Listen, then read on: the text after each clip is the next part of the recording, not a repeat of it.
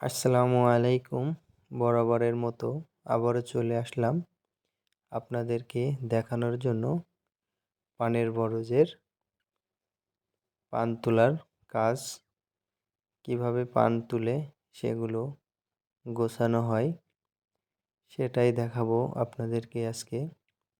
আপনারা জানেন শীতকালে পানের দাম সব সময় একটু বেশিই থাকে, যার কারণে বাজারে ভালো লাভবান হওয়া যায় বিক্রি করে।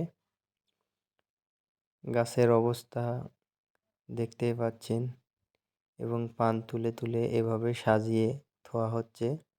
এখান থেকে এক জায়গায় করে সেগুলো গোছানোর কাজ করা হবে একটু পরেই।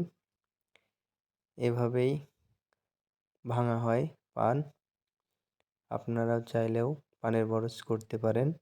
আর যারা আমার চ্যানেলটা সাবস্ক্রাইব করেননি তারা সাবস্ক্রাইব করে আমার পাশেই থাকবেন এবং প্রতিদিন নিত্য নতুন ভিডিও আপলোড পাবেন। আপনারা দেখলে বুঝতে পারছেন যে পানের কেমন বাম্পার ফলন।